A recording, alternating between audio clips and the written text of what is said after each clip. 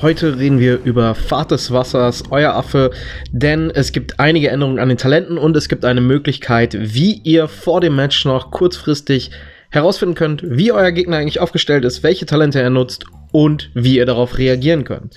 Deshalb lasst uns direkt mal darin einsteigen. Denn, wie ihr seht, das Match ist noch nicht gestartet, ihr habt 30 Sekunden, wisst aber noch nicht, welche Rolle haben eigentlich die Gegner. Wenn ihr gegebenenfalls auch Spieler davon kennt und wisst, okay, die sind viel stärker als ich, könnt ihr ja immer noch euer Talent anpassen. Denn ihr klickt auf die gegnerische Siedlung, guckt drauf, was haben die eigentlich für Talente und wer hat welches Talent. Und dann klickt ihr oben auf Zurück, heißt das im Deutschen dann, und klickt auf das kleine Symbol und könnt dann euer Talent nochmal anpassen. Denn gegebenenfalls ist es so, dass Support für euch in dem Spiel dann doch die bessere Rolle ist, weil ihr wisst, da sind Spieler bei, die ihr sonst gar nicht erledigen könnt. Und jetzt sehen wir auch schon, ich nehme jetzt Vorhut in dem Fall. Und Vorhut hat eine Anpassung bekommen. Ihr seht auch schon, mein Marsch sieht aus, als ob er auf Speed wäre. Das hat damit zu tun, dass ich Vorhut einmal aktiviert habe. Vorhut war vorher bei 30% Marschbeschleunigung. Das ist jetzt geändert auf 100% und nicht nur die nächsten beiden Matches werden sofort innerhalb von einer Sekunde beendet, sondern so viele, solange das aktiviert ist. Dafür ist der Zeitraum der Aktivierung nur noch 30 Sekunden, aber ihr werdet jetzt auch sehen, ich habe direkt 3 Matches hintereinander, das dritte habe ich verloren, aber die sind direkt durchgelaufen. Kommen wir jetzt zum Verteidiger. Der Verteidiger hat keine so extreme Veränderung erfahren, denn im Endeffekt, wenn ihr ihn aktiviert, dann ist das natürlich so, dass euer Marsch direkt wieder auf 100% ist, nachdem ihr den ersten Kampf gewonnen habt. Wenn ihr nicht den gewonnen habt, dann ist das leider Gottes verschenkt.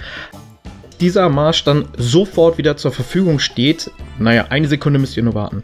Kommen wir jetzt aber zum Sanitäter. Der Sanitäter-Skill ist im Gegensatz zu den anderen beiden Vorhut und Verteidiger definitiv ein Free-to-Play-Player oder Low-Spender-Skill und das ist eine massive Änderung, weshalb der super wichtig und stark geworden ist, denn dort, wo ihr den Sanitäter-Skill einsetzt, alle verbundenen Straßen werden geheilt, die nicht im Kampf sind. Also bedeutet, der Marsch, der gerade im Kampf ist, der wird nicht geheilt, aber alle anderen, die damit verbunden sind, werden geheilt und die auch auf dem Weg sind.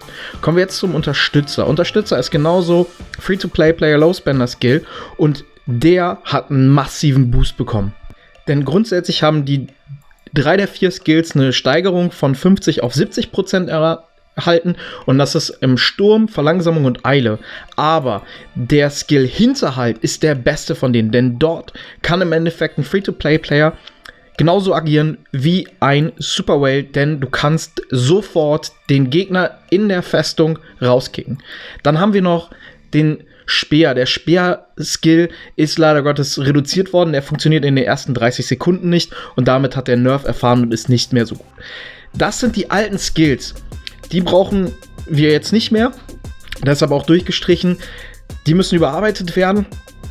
Und ja, ihr habt die ganzen Überarbeitungen gesehen. Schreibt mal in die Kommentare, was haltet ihr von den Änderungen zu dem bisherigen und habt euch der Trick geholfen bei euren Matches.